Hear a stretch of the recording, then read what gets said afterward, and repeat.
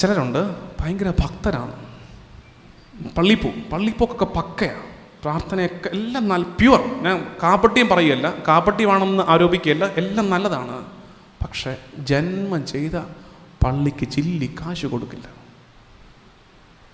അവർ പറയും നമുക്ക് കാശ് കഴിഞ്ഞിട്ടുള്ള ഭക്തിയൊക്കെ മതി, കാശ് കഴിഞ്ഞിട്ടുള്ള വിശ്വാസമൊക്കെ മതി. നിങ്ങൾക്കൊരു കാര്യം അറിയാമോ?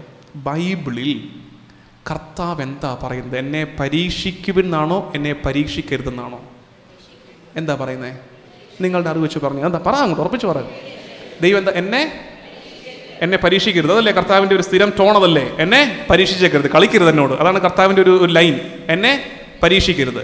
ബൈബിളിൽ എവിടെങ്കിലും കർത്താവ് എന്നെ പരീക്ഷിക്കുമെന്ന് ചോദിച്ചിട്ടുണ്ടോ? ആർക്കെങ്കിലും പറയാമോ? ഉത്തരം പറയുന്നവർക്ക് സമ്മാനമുണ്ട്. ബൈബിളിൽ എവിടെങ്കിലും ദൈവം എന്നെ പരീക്ഷിക്കുവിൻ എന്ന് ചോദിച്ചിട്ടുണ്ടോ? ഒറ്റ സ്ഥലത്തേ ഉള്ളൂ. ഒരു സ്ഥലത്തുണ്ട്, മലാക്കിയിലാണ്. മലാക്കിയുടെ അവസാനം അമ്മേ കൊള്ളാം, മലാക്കി എന്ന് പറഞ്ഞല്ലോ, ഗുഡ്. ഒന്ന് എഴുന്നേറ്റ് നിന്നു, ഒരു കയ്യടിയാണ് സമ്മാനം. എന്നാലും അത് വലിയ അംഗീകാരമാണ്. കാരണം ഉണ്ടല്ലോ, ഇത്ര എല്ലാവരും ഇരിപ്പുണ്ട് കണ്ണും പിടിച്ചുണ്ട്, അത് പറയാൻ പറ്റുന്നുണ്ടല്ലോ. വചനത്തോടുള്ള ആഭിമുഖ്യം കൊണ്ട് അത്രയൊക്കെ പറയാൻ പറ്റുന്നത്. നിങ്ങൾ ശ്രദ്ധിച്ചേ, ഞാനതിനെ അങ്ങനെ ആർട്ടിക്കുലേറ്റ് ചെയ്തത് അതിൻ്റെ സ്ട്രെസ്സ് മനസ്സിലാകാൻ വേണ്ടിയിട്ടാണ്. എന്നെ പരീക്ഷിക്കരുത്, നിന്റെ ദൈവമായ കർത്താവിനെ പരീക്ഷിക്കരുതെന്ന് പല ആവർത്തി പറഞ്ഞ കർത്താവ് ബൈബിളിൽ ഒറ്റ തവണയാണ് എന്നെ പരീക്ഷിക്കുവിൻ എന്ന് പറഞ്ഞിട്ടുള്ളത്. എന്നെ പരീക്ഷിക്കുവിൻ എന്ന് പറഞ്ഞിട്ടുള്ളത് അതെന്തുമായിട്ട് ബന്ധപ്പെടാമെന്നറിയാം? പരീക്ഷിക്കുവിനെന്ന് പറഞ്ഞത് ഞാൻ വായിച്ചേപ്പിക്കാം, തിരക്ക് പിടിക്കണ്ടേ, വായിച്ചേപ്പിക്കാം.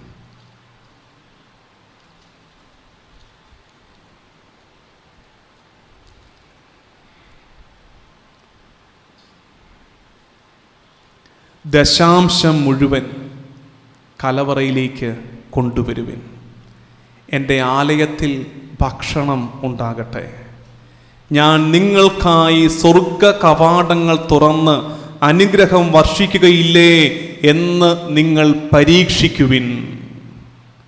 അതായത് കർത്താവിൻ്റെ ആലയത്തിന് വല്ലതും കൊടുത്തിട്ട് നിങ്ങൾക്ക് അതിൻ്റെ 10 മടങ്ങ് ഞാൻ തരില്ലേ എന്ന് എന്നെ പരീക്ഷിക്കുവിൻ എന്നാണ് കർത്താവ് പറഞ്ഞിരിക്കുന്നത്.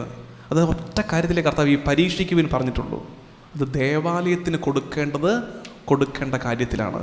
നമുക്ക് ഇതുവരെയുള്ളതൊക്കെ സുഖമായിരുന്നു കേട്ടോണ്ടിരിക്കാൻ, കാരണം നമ്മളെ ബാധിക്കുന്നില്ലല്ലോ. കേട്ട് കൊള്ളാം, നല്ല ആശയം, രസമുണ്ട്, കുഴപ്പമില്ല. ഇതങ്ങനെയല്ല. ദശാംശം ആലയത്തിൻ്റെ കലവറയിലേക്ക് കൊണ്ടുവരുവിൻ.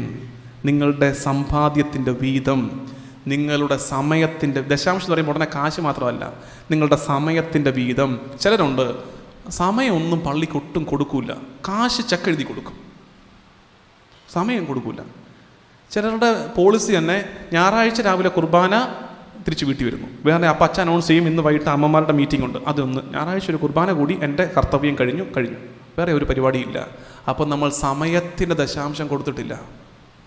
നിനക്ക് ദൈവം ആയുസ്സു നൽകിയ സമയത്തിൻ്റെ ദശാംശം ദൈവത്തിന്, ദൈവാലയത്തിന് കൊടുക്കണം, കർത്താവിന് വേണ്ടി മാറ്റിവെക്കണം. വേറെ കുറേ ടീംസ് ഉണ്ട്, പള്ളിക്ക് കൊടുക്കും, പള്ളിയിൽ വന്നിരിക്കും, ഒക്കെ ചെയ്യും. ക്ലീനിങ്ങിന് വിളിച്ചാൽ ഈ വഴിക്ക് വരത്തില്ല.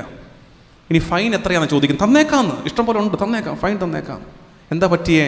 നിൻ്റെ ആരോഗ്യത്തിൻ്റെ ദശാംശം നീ പള്ളിക്ക് 2 കാലം നിൽക്കാൻ കർത്താവ് അനുഗ്രഹിച്ചതല്ലേ? അല്ലെങ്കിൽ ഈ പറഞ്ഞ സാധനം നാളെ രാവിലെ എഴുന്നേറ്റില്ലെങ്കിലോ? കർത്താവ് തീരുമാനിച്ചോണ്ടല്ലേ നീ നിൽക്കുന്നേ. അപ്പോൾ കർത്താവ് തന്ന ആരോഗ്യത്തിൻ്റെ ദശാംശം കർത്താവിൻ്റെ ആലയത്തിന് വേണ്ടി കൊടുക്കണ്ടേ? ദശാംശം കർത്താവിന് കൊടുത്തിട്ട്, അവൻ്റെ ആലയത്തിന് കൊടുത്തിട്ട് അവൻ നിങ്ങളെ അനുഗ്രഹിക്കുകയില്ലേ എന്ന് പരീക്ഷിക്കുവിൻ. ഞാനിപ്പോൾ ഇരിക്കുന്നത് കുട്ടനാട്ടിലെ തകഴി പള്ളിയിലാണ്. നേരത്തെ ഉണ്ടായിരുന്നത് കോട്ടയത്ത് വടവാതൂരാണ്. വടവാതൂരുകാരൊക്കെ വന്നിരിപ്പുണ്ട്. അപ്പോൾ വടവാതൂർ പള്ളിയിൽ ഞാൻ ഇരുന്നപ്പോൾ അവിടെ എനിക്കറിയാവുന്ന ചില മനുഷ്യരുണ്ട്, ദശാംശം കൊണ്ട് തരുമായിരുന്നു. ഞാൻ അങ്ങനെ അതിനെക്കുറിച്ച് പ്രസംഗിച്ചിട്ടുമില്ല, എനിക്കതിനെക്കുറിച്ച് വലിയ ധാരണയില്ലായിരുന്നു. ഉള്ള കാര്യം പറയാമല്ലോ. ദശാംശം തരണം, പള്ളിക്ക് തരണം എന്നൊക്കെ പറയുമ്പം അത് പിരിവായിട്ട് തെറ്റിദ്ധരിക്കുവോ, നമ്മുടെ ഇമേജ് പോവുമോ എന്നൊക്കെ വിചാരിച്ച് നമ്മൾ വെറുതെ വയ്യാവരിക്കും നിൽക്കാറില്ല. തരുന്നവൻ്റെ നിന്ന് മേടിക്കും, തന്നില്ലെങ്കിൽ കുഴപ്പമില്ല എന്ന് വിചാരിച്ച് തന്നെയാണ് ഞാനിരുന്നത്. ചിലർ ഇങ്ങനെ 2000 രൂപ 1500 രൂപയൊക്കെ ദശാംശം കൊണ്ട് തരുന്നവരുണ്ട്, മാസത്തിൽ കൊണ്ട് തരുന്നവരും ഉണ്ടായിരുന്നു. ഒരു ദിവസം ഒരാൾ വന്നു എൻ്റെ അടുത്ത്, ദശാംശം തരാൻ വന്നാന്ന് പറഞ്ഞു. ഞാൻ തന്നേക്കാൻ പറഞ്ഞു. പുള്ളി ഒരു പേപ്പർ പൊതിയെടുത്ത് എനിക്ക് തന്നു. ആ ദശാംശം 6 ലക്ഷം രൂപയായിരുന്നു. 6 ലക്ഷം രൂപ. ഞാൻ ഞെട്ടിയിട്ട് ഇയാളോട് പറഞ്ഞു, ഇത് പറ്റത്തില്ല, ഞാനിത് മേടിക്കത്തില്ല. പുള്ളിയോട് ഇങ്ങനെ തന്നെയാവും, ഞാൻ മേടിക്കത്തില്ല. 6 ലക്ഷം രൂപ ദശാംശം ഒരു കാര്യമില്ല ചേട്ടാ. ഞാൻ ചേട്ടനെ ഉപദേശിച്ചു. ഞാൻ പുണ്യപ്പെട്ട അച്ഛനായി, ജനകീയനായ അച്ഛനായി. ഞാൻ പറഞ്ഞു ഇത്രയും രൂപയൊന്നും തരേണ്ട ഒരു കാര്യമില്ല, 6 ലക്ഷം രൂപയും തരേണ്ട കാര്യമില്ല. അപ്പോൾ ഇതെന്നാ സംഭവം? പുള്ളി പറയുകയാണേ, പക്ഷേ 6 ലക്ഷം അല്ല 10 ലക്ഷം തരാൻ പോവാ ഞാൻ. എന്നുവെച്ചാൽ പുള്ളിയുടെ നോർത്ത് ഇന്ത്യയിലൊരു ഫ്ലാറ്റ് കച്ചവടമായി. പുള്ളി അത് സെയിലിനിട്ടിരുന്നതാണ്. പുള്ളി നാട്ടിൽ വന്ന് സെറ്റിൽഡായി. അവിടുത്തെ ഫ്ലാറ്റ് പുള്ളി വിൽക്കാനിട്ടു. 1 കോടിക്ക് ആ കച്ചവടം നടന്നു. 1 കോടിക്ക് കച്ചവടം നടന്നപ്പോൾ അതിൻ്റെ ഫസ്റ്റ് പേയ്മെൻറ്റ് 60 ലക്ഷം രൂപ പുള്ളിയുടെ കയ്യിൽ കിട്ടി. ആ 60 ലക്ഷത്തിൻ്റെ ദശാംശമായിട്ട് വന്നിരിക്കുക 6 ലക്ഷം. ഇനി 40 ലക്ഷം കിട്ടും. അതിൻ്റെ 4 ലക്ഷം കൂടെ എൻ്റെ കൊണ്ട് തരും. 10 ലക്ഷം ദശാംശം പള്ളിക്കുള്ളത്. ഈ 6 ലക്ഷം വെച്ചുകൊണ്ട് ഞാനിരുന്ന് വിറയ്ക്കുക. ഞാൻ പറഞ്ഞു ചേട്ടാ വേണ്ട വേണ്ട എന്ന് പറഞ്ഞപ്പോൾ ഈ പുള്ളിയുടെ ടോൺ മാറി. അതാണ് എന്നെ ഏറ്റവും ഞെട്ടിച്ചത്. പുള്ളി എന്നോട് പറഞ്ഞ കാര്യം അറിയാമോ? പുള്ളി പറയുകയാണ്, അച്ചോ ഇത് വേണ്ടെന്ന് പറയാൻ അച്ഛൻ ആരാണ്? ഇപ്പോൾ കളി തിരിഞ്ഞു. ഇത് വേണ്ടെന്ന് പറയാൻ അച്ഛൻ ആരാണ്? ഇത് ഞാനും ദൈവം നമ്മൾ ഡീലാണ്. എൻ്റെ വരുമാനത്തിൻ്റെ 10-1 എൻ്റെ ദേവാലയത്തിന് കൊടുക്കുമെന്ന് ഞാൻ കർത്താവിന് കൊടുത്ത വാക്കാണ്. ഇത് വേണ്ടെന്ന് പറയാൻ അച്ഛൻ ആരാണ്? ഞാൻ പെട്ടെന്ന് വാങ്ങിച്ച് ട്രോയ്ക്കകത്തിട്ടു. ഇനി വെറുതെ വർത്തമാനം പറഞ്ഞ് അടുത്തതിന് ചേട്ടൻ പിടിച്ചിടിച്ചാലോ? കാരണം ചേട്ടൻ അത്രയും ആവേശത്തിലാണ് നിൽക്കുന്നത്. അപ്പോഴാണ് ഞാൻ ശരിക്കും പറഞ്ഞാൽ ഞാൻ ദശാംശത്തെക്കുറിച്ച് ചിന്തിച്ചതോ വായിച്ചതോ പഠിച്ചതോ എൻ്റെ താല്പര്യം കൊണ്ടോ ബൈബിളിൽ നിന്ന് കണ്ട് മനസ്സിലാക്കിയതല്ല. ഈ മനുഷ്യനാണ് എന്നെ ഞെട്ടിച്ച് കളഞ്ഞത്, ഇങ്ങനെ ദശാംശം കൊടുക്കുന്നത്. അപ്പോഴാണ് ഞാൻ വീണ്ടും ഇതിനെക്കുറിച്ച് ആലോചിച്ചു. അപ്പോൾ ഈ ചേട്ടൻ എന്നോട് പറഞ്ഞു, അടുത്ത രസമാണ്, ഈ ചേട്ടൻ എന്നോട് പറഞ്ഞു, അച്ഛൻ ഞായറാഴ്ച മര്യാദയ്ക്ക് ഇതിനെക്കുറിച്ച് പള്ളിയിൽ പറഞ്ഞേക്കണം. എന്ത് പുള്ളി ആലോചന തന്നതല്ല, ദശാംശത്തെക്കുറിച്ച് പലർക്കും അറിവില്ലാത്തത് കൊണ്ടാണ് ദശാംശം തരാത്തത്, നിങ്ങൾ പഠിപ്പിക്കാത്തത് കൊണ്ടാണ് അച്ഛൻ ഞായറാഴ്ച പള്ളിയിൽ പറയണം, ദശാംശത്തെക്കുറിച്ച് പറയണമെന്ന് എന്നോട് പറഞ്ഞു. ചേട്ടൻ പോയി. എനിക്കെപ്പോഴും പറയാൻ ധൈര്യമില്ല. ഞാൻ അങ്ങനെ ധൈര്യമില്ലാത്ത നേരത്ത് ഞാൻ കർത്താവിനോട് ചോദിക്കും, എന്തെന്നറിയാം, കർത്താവേ എനിക്കൊരു അടയാളം തരണം.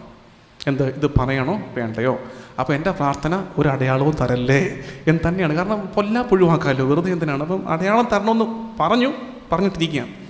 ആ ഞായറാഴ്ച തലേ ദിവസം ശനിയാഴ്ച അവിടെ ഒരു ഇടവക, ഒരു കുടുംബ കൂട്ടായ്മയുടെ വാർഷികം നടക്കുക. ആ ഇടവകയിൽ ഒരു കുടുംബ കൂട്ടായ്മയുടെ വാർഷികം നടത്തി ആദ്യത്വം വഹിച്ച വീട്ടുകാരൻ, അങ്ങേര് അവിടുത്തെ ഒരു നല്ല കച്ചവടക്കാരനാണ്, നല്ല സമ്പന്നനാണ്.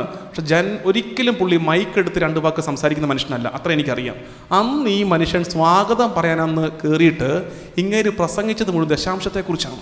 ഇദ്ദേഹം പറയുകയാണ്, എൻ്റെ കുടുംബം ആകപ്പാട സാമ്പത്തിക പരിങ്ങലിലായ കടബാധിതരായ ഒരു കാലത്ത് ഞാനും എൻ്റെ ഭാര്യയും കൂടെ തീരുമാനിച്ചു, പണിതുയർത്തപ്പെടുന്ന ദേവാലയത്തിൻ്റെ മദ്ബഹ ഞാൻ എൻ്റെ ദശാംശം കൊണ്ട് നൽകും എന്ന് പറഞ്ഞു. എന്നിട്ട് അയാൾ ഇല്ലാത്ത കാശിന് 40 ലക്ഷം രൂപ പള്ളിക്ക് മദ്ബഹായി കൊടുത്തു. പുള്ളി പറയാണ്, ആ മൊമെൻ്റ് തൊട്ട് പിന്നൊരു സാമ്പത്തിക ഞെരുക്കം. അത് പുള്ളി തീരുമാനിച്ചത്, അച്ഛൻ ചോദിക്കുമ്പോൾ ഞാൻ കാശ് കൊടുക്കും. പുള്ളി തീരുമാനിച്ചത് ഞാൻ എൻ്റെ സ്ഥലം വിറ്റിട്ടാണെങ്കിലും ആ കാശ് കൊടുക്കും എന്ന് തീരുമാനിച്ചത്. എന്നിട്ട് പുള്ളി പറയാണ്, പുള്ളിക്ക് സ്ഥലം വിൽക്കേണ്ടി വന്നില്ല. അച്ഛൻ കാശ് ചോദിക്കുന്ന സമയമായപ്പോൾ പുള്ളിയുടെ കച്ചവടം എന്ന് പറഞ്ഞൊരു കയറ്റം അങ്ങോട്ട് കയറി. പുള്ളിക്ക് അത് കൊടുക്കാനുള്ള കാശ് പുള്ളിയുടെ നിലവറയിലെത്തി. ഇത് കേട്ടപ്പോൾ തൊട്ട് എനിക്ക് പേഴ്സണലി പറയാനുള്ളത്, ഞാനിപ്പോൾ ചെയ്തുകൊണ്ടിരിക്കുന്നത്, ഞാൻ കൃത്യമായിട്ട് ഇപ്പോൾ എല്ലാ മാസവും എൻ്റെ ദശാംശം കൊടുത്തുകൊണ്ടിരിക്കുകയാണ്.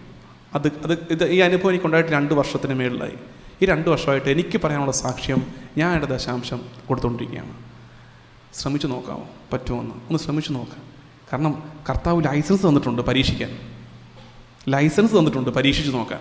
ഒന്ന് ശ്രമിച്ചു നോക്കിയോ? ദേവാലയത്തിന് കൊടുക്കാനുള്ള ഞാൻ പറഞ്ഞു, നമുക്ക് പ്രസംഗം കേൾക്കാൻ ഇഷ്ടമാണ്, കൺവെൻഷൻ ഇഷ്ടമാണ്, കുർബാന ഇഷ്ടമാണ്. പക്ഷേ സാമ്പത്തിക കാര്യങ്ങളിലേക്ക്, ആരോഗ്യം കൊടുക്കേണ്ട കാര്യങ്ങളിലേക്ക്, സമയം കൊടുക്കേണ്ട കാര്യങ്ങളിലേക്ക് വരുമ്പോൾ നമുക്കൊക്കെ പിശുക്കാണ്. കൊടുക്കുക, അത് നല്ല കാര്യങ്ങൾക്ക് വേണ്ടി ഉപയോഗിക്കപ്പെടട്ടെ.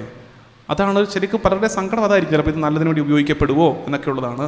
അത്തരം കാര്യങ്ങളിൽ ഓർക്കേണ്ടത്, ഇത് കൊടുക്കുന്നതോടുകൂടി എൻ്റെ ദൈവത്തോടുള്ള ഉടമ്പടി ഞാൻ പൂർത്തിയാക്കി. അങ്ങനെ വിശ്വസിക്കുക.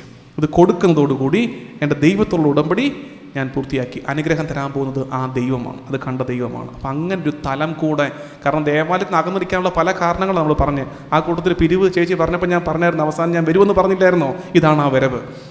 പള്ളിക്ക് എന്തെങ്കിലും കൊടുക്കേണ്ടി വരുന്നത് കൊണ്ട് അകന്നിരിക്കുന്നവരോട് പറയാനുള്ള ഉത്തരം ഇതാണ്, കൊടുക്കണം. അതിനകത്തൊരു പിന്നെ ഈ പള്ളിയിൽ പിരിവൊക്കെ, എനിക്കറിയാം, പിരിവെന്നൊക്കെ വാക്ക് കേട്ടാലേ ഇപ്പം നമുക്ക് വിറയ്ക്കും, ഭയങ്കര വിമർശനമാണ്. സോഷ്യൽ മീഡിയ ഉള്ളതുകൊണ്ട് എല്ലാം കടിച്ചു കുടഞ്ഞു കളയും.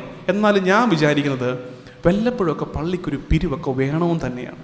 ഞാൻ വിചാരിക്കുന്നത്. അത് മനുഷ്യരെ പിഴിയാനൊന്നുമല്ല. ഞാൻ വിചാരിക്കുന്നത് അറിയാമോ, എല്ലാവരും അവർക്ക് പറ്റുന്ന സ്കെയിലൊന്നും ഇട്ടിട്ടല്ല, അവർക്ക് പറ്റുന്നൊരു തുകയൊക്കെ പള്ളിക്ക് കൊടുത്തിട്ട് അതിൻ്റെ ഭാഗമായിട്ട് പള്ളി ഒരു നല്ല കാര്യം ചെയ്തു, അല്ലെങ്കിൽ നമ്മുടെ കുഞ്ഞുങ്ങൾക്ക് ആവശ്യമായ ഒരു കെട്ടിടം പണിതു, എന്നൊരു സംവിധാനം ഒരുക്കി. ഇനി അടുത്ത ഞായറാഴ്ച പള്ളി വരുമ്പോൾ ഇത് കാണുമ്പോൾ, ഈ കെട്ടിടം കാണുമ്പോൾ, ഈ നല്ല കാര്യം കാണുമ്പോൾ നമ്മുടെ മനസ്സിൽ എന്താ തോന്നുന്നത്? എൻ്റെയും കൂടെയാണ്. അങ്ങനെ ഓൺ ഫീലുണ്ട്. പണ്ടത്തെ കാരണവന്മാർക്ക് അതുണ്ടായിരുന്നു. കാരണവന്മാർക്ക് അത് കാണുമ്പോൾ എൻ്റെ വന്നത് എന്തുകൊണ്ടാണ്? ഉള്ളതിൻ്റെ മിച്ചം പിടിച്ച് കൊടുത്ത് ഒരുമിച്ച് കൺമുമ്പിൽ ഇതൊക്കെ വളർത്തിയെടുത്തൊരു തലമുറ അവർ ചെയ്ത നന്മയുടെ പങ്കാണ് നമ്മൾ ഈ അനുഭവിക്കുന്നതൊക്കെ ഓർത്തേക്കണേ. ഇതിനു മുമ്പ് ഒരു തലമുറ ഇവിടെ ഉണ്ടായിരുന്നെന്നും സമ്പാദിച്ചതിൻ്റെ നല്ല പങ്ക് അത് പ്രാർത്ഥനയായിട്ട് സമർപ്പണമായിട്ടൊക്കെ പള്ളിയോട് ചേർന്ന് ജീവിച്ചതിൻ്റെ ഫലമാണ് ഇന്നൊരു തലമുറ നമ്മളിവിടെ സുഖകരമായിട്ട് ജീവിക്കുന്നത്. ചോദ്യം, ഇനി വരുന്നൊരു തലമുറയ്ക്ക് ഇവിടെ ജീവിക്കാൻ ആകുമോ? ഒരു കവിതയാണ്, ഇനി വരുന്നൊരു തലമുറയ്ക്ക് ഇവിടെ വാസം സാധ്യമോ? കറക്റ്റാണ്. ക്രിസ്ത്യാനിയുടെ കാര്യത്തിൽ കറക്റ്റാണ്. കേരള ക്രിസ്ത്യാനിയുടെ കത്തോലിക്കൻ്റെ കാര്യത്തിൽ ഇനി നമുക്ക് അങ്ങോട്ടും ഇങ്ങോട്ടും നോക്കി ഈ കവിത ഉറക്കപ്പാടാം. ഇനി വരുന്നൊരു തലമുറയ്ക്ക് ഇവിടെ വാസം സാധ്യമോ? അന്നത്തെ കാര്യത്തെക്കുറിച്ച് ചിന്തിക്കാതെ തലമുറകൾക്ക് വേണ്ടി എന്ത് ചെയ്തു വെച്ചു നമ്മുടെ പൂർവികർ? ഇത്രയും അറിവില്ലാത്തവർ, ഇത്രയും വിദ്യാഭ്യാസം കിട്ടാത്തവർ, ഇത്രയും ലോകപരിചയമില്ലാത്തവർ, അവർ അവരുടെ അധ്വാനത്തിൻ്റെ പങ്ക് തലമുറകൾക്ക് വേണ്ടി ഒരുക്കി വെച്ചത് കൊണ്ടല്ലേ? ഇടവകയോട് ബന്ധപ്പെട്ട് ഓരോ ഇടവക സംവിധാനത്തോട് ചേർന്ന് തലമുറകൾക്ക് വേണ്ടി ഒരുക്കി വെച്ചത് കൊണ്ടല്ലേ നമ്മളൊക്കെ ഉള്ളത്. ഓരോ തവണയും പള്ളിയിൽ കയറുമ്പോൾ അത് പണിതവർക്ക് വേണ്ടി പ്രാർത്ഥിക്കണം. പ്രത്യേകിച്ച് ഇത്ര മനോഹരമായിട്ടുള്ള കത്തീഡ്രൽ ദേവാലയത്തിലേക്ക് കയറി കുർബാന അർപ്പിക്കുമ്പോഴേ സ്വന്തം കാര്യം മാത്രം പ്രാർത്ഥിക്കാതെ ആ കെട്ടിടത്തിനകത്തോട്ട് കയറുമ്പോൾ ഒന്ന് ഓർത്തേക്കണം, ഇതേത് തലമുറ പണിതാണ്. ഇതിൻ്റെ പിന്നിൽ ഈ പറഞ്ഞതുപോലെ മിച്ച സമ്പാദ്യമൊക്കെ കുടുക്കൈ കൊണ്ട് പൊട്ടിച്ചു കൊടുത്തവർ കാണത്തില്ലേ? എന്തുമാത്രം സമർപ്പണം നടന്നിട്ടുണ്ടായിരിക്കും. അങ്ങനെ ഒരു തലമുറ ഒരുക്കി വെച്ചതുകൊണ്ടല്ലേ നമുക്ക് ഇങ്ങനെ ഇരുന്ന് കുർബാന അർപ്പിക്കാനൊക്കെ പറ്റുന്നത്.